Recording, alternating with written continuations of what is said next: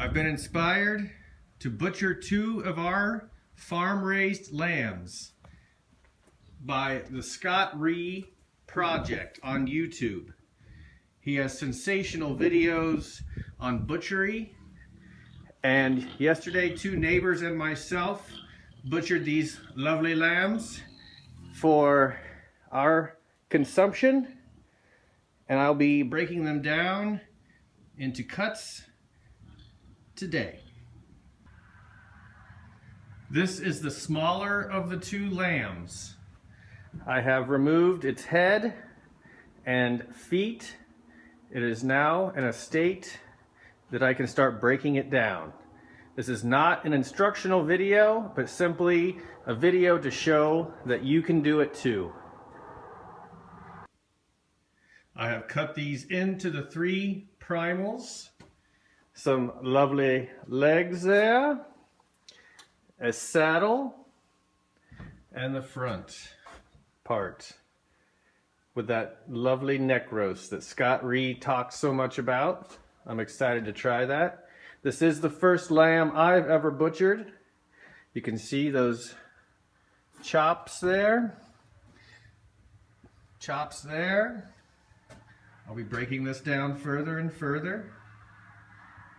This was a grass-fed lamb on Burr Oak Creek Farm that was born in May of 2015, or late April 2015.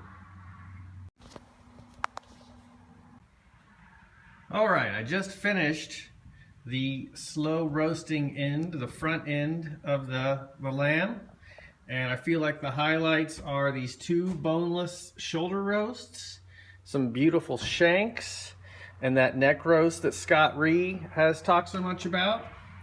I've got quite a bit of waste, it looks like. I'm going to obviously use it, but not quite as clean a carcass as Scott Ree would have. But I'm not trying to match his skills. He's been doing it for many years.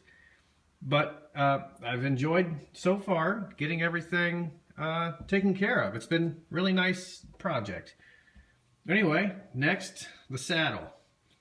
I do not have a real bone saw. I've been using a sanitized tree saw, which I'm afraid is not going to make quite as nice chops as I would like. But we'll work on that. All right, the saddle. The saddle is now broken down. I made some fairly decent little cutlets there.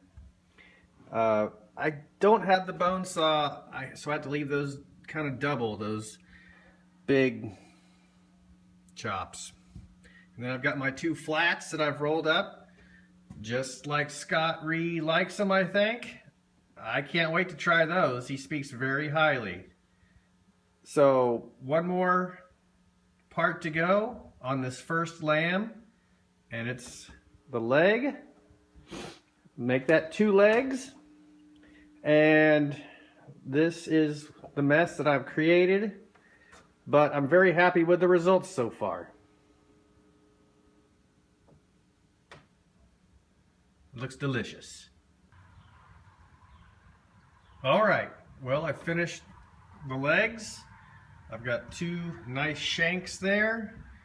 I've got a joint roast here on the left, on the back, and then a leg there with some scraps on top of it. And then I actually deboned both of those internally, just like Scott Ree suggests. So it's not, you can see, it's not been cut. Just clear out each side of that bone and pull it through. I deboned this joint roast here as well.